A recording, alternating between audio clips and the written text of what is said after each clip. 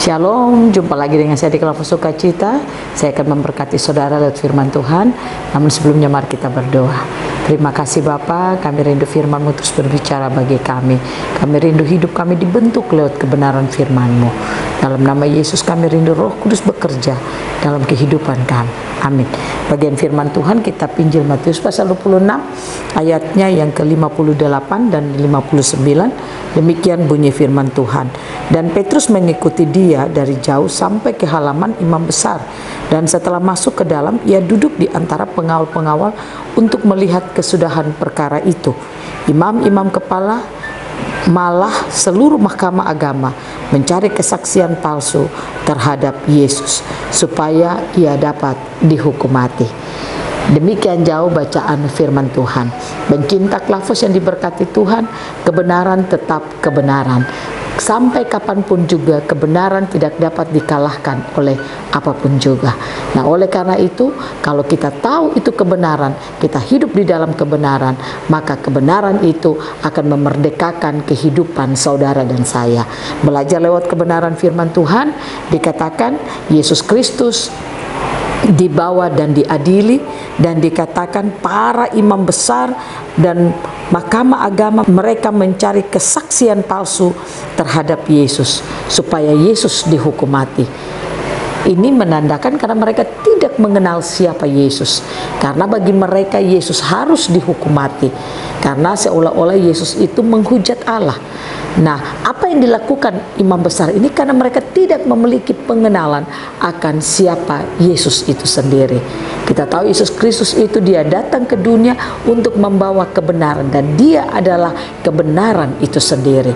Dan jika kebenaran itu diketahui oleh para imam besar, saya percaya Yesus tidak akan pernah untuk diadili.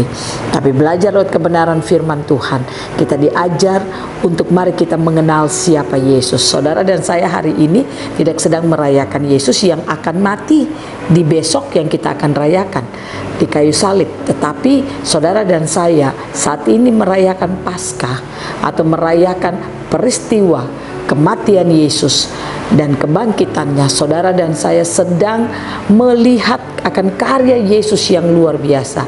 Yesus itu sudah bangkit, dia sudah duduk di takhta Allah Bapa di sorga, dan apa yang dia lakukan lewat peristiwa kematiannya menandakan bagi kita, mari kita tahu bahwa kebenaran Yesus Kristus adalah hal yang sangat penting dalam hidup kita. Oleh karena itu mari kita memiliki pengenalan akan Yesus.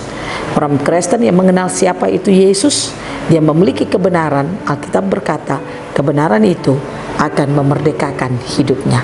Pastikan saudara dan saya kita belajar lewat setiap perjalanan kehidupan kita. Bangun hidup kita dengan firman. Kenali firman dalam hidup kita, karena firman itu adalah kebenaran itu sendiri.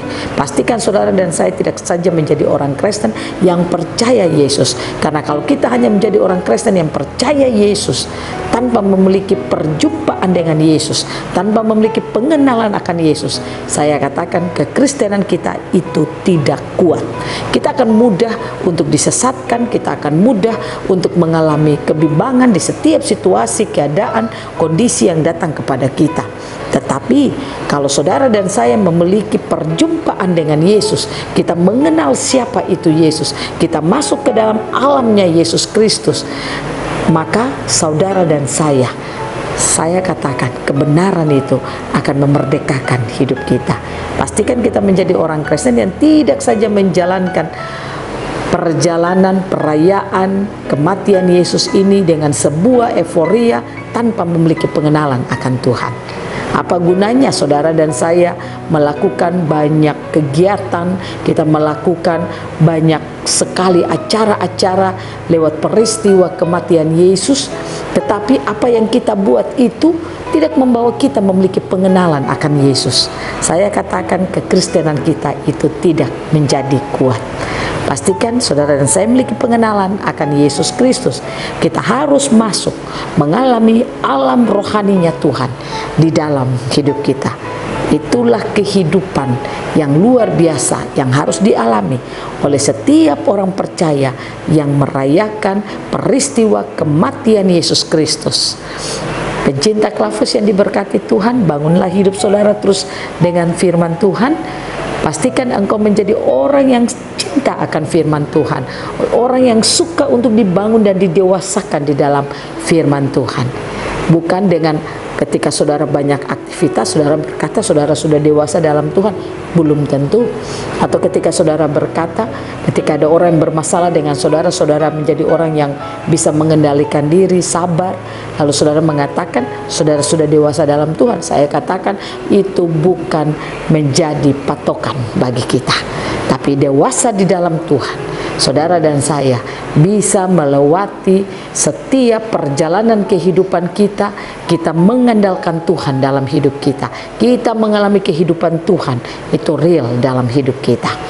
Sehingga kita akan tahu bahwa kebenaran yaitu Yesus Kristus itu sendiri, yaitu kebenaran yang benar-benar itu harus menjadi bagian hidup kita. Tuhan Yesus memberkati kita.